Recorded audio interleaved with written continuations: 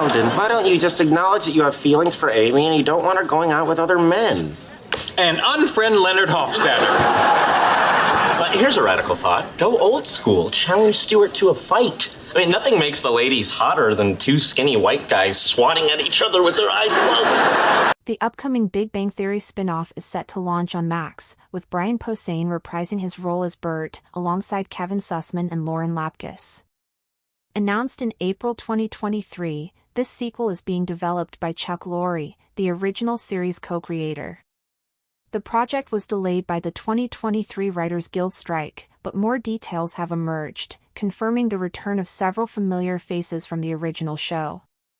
Although specifics about the plot remain under wraps, excitement is building for the next chapter in the Big Bang universe, the Big Bang Theory spin-off on Max. Everything we know so far, all products and services featured are independently chosen by editors.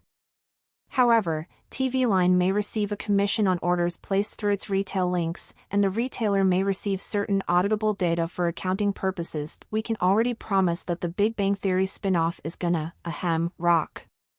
That's because Brian Posehn is set to reprise his role as Caltech geologist Bert, opposite fellow franchise vets Kevin Sussman and Lauren Lapkus. As previously reported, a direct sequel to the original Big Bang Theory is in development at Warner Bros. Discovery. The untitled spin-off was first confirmed in April 2023, 4 years after the hit CBS sitcom wrapped its 12-season, 279-episode run, when WBD disclosed that original series co-creator Chuck Lorre was developing a new comedy series derived from the mothership.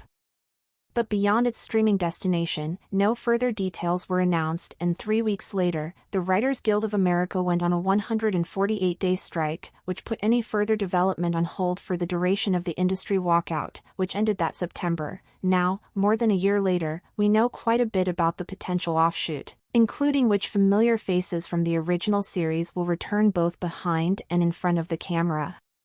Keep scrolling to learn more about Big Bang 2.0. Whether you're a parent/guardian, teacher, babysitter, or in charge of entertaining young children for whatever reason, choosing a kids' movie can be an arduous task.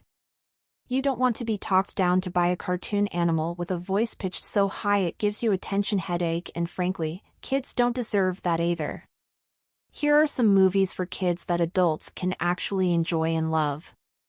You know, the G and PG-rated movies that don't make you feel desperate for adult conversation.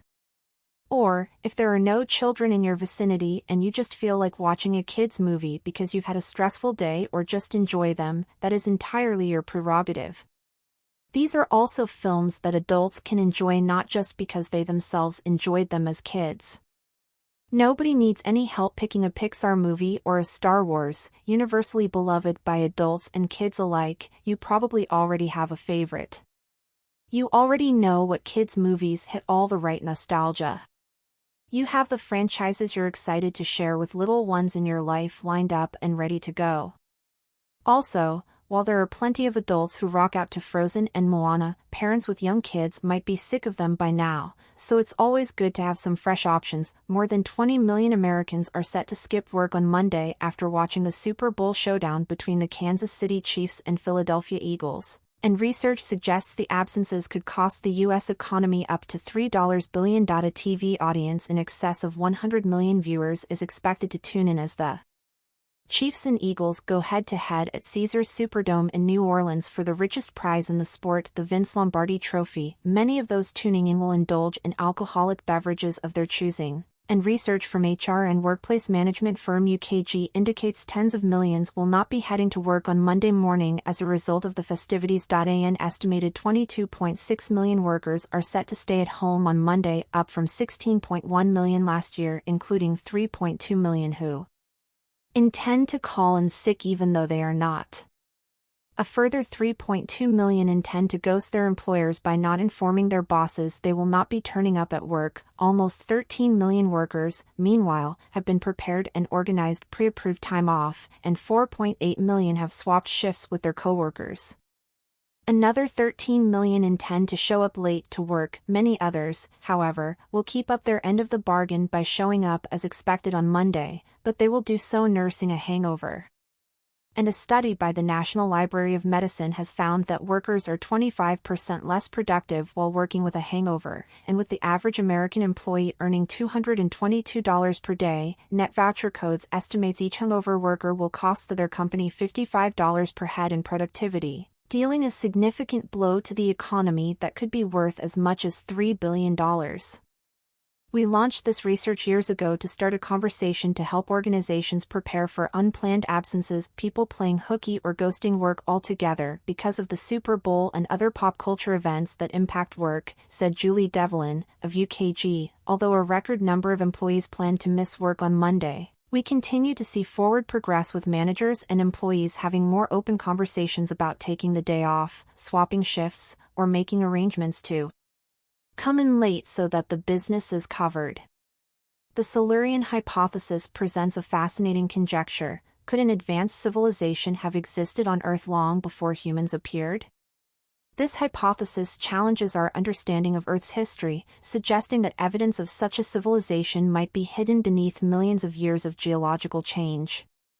Here, we explore 9 intriguing aspects of the Silurian hypothesis, each offering a unique perspective on this captivating idea.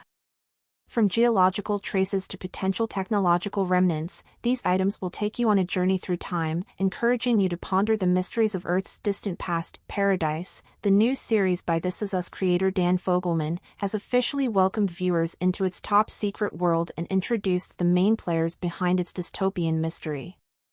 Sarah Shahi's Gabriella Tarabi doesn't carry a fancy job title or an ominous Secret Service call sign, but she walks a fine line as a grief counselor who holds immense sociopolitical power because she's privy to everyone's secrets, an ethical dichotomy if there ever was one. Shahi's understated performance, simultaneously soothing, astute, and wary, is a standout among Paradise's top-notch ensemble, which isn't new territory for her. Back in 2007, Shahi matched chemistry and wits with her co-star Damian Lewis, Billions, Homeland, in a humble detective procedural called Life. An entertaining premise but a ratings flop, lifespan was cut short by NBC after 2 seasons. However, its memory as a precursor to primetime procedurals with unique hooks and ongoing character arcs lives on, and where Shahi and Lewis are concerned, both performers have rarely been in finer form. In 1995, Detective Charlie Cruz, Lewis, is framed for a triple murder. When a re-examination of the evidence proves his innocence 12 years later, he emerges from a maximum security prison with a multi-million-dollar settlement, compounded trauma aplenty, and a driving need for answers. Instead of peacefully settling down in his new mansion, Charlie elects to return to his old job, working assigned cases while using the police department's resources to help him find the murderous Cole.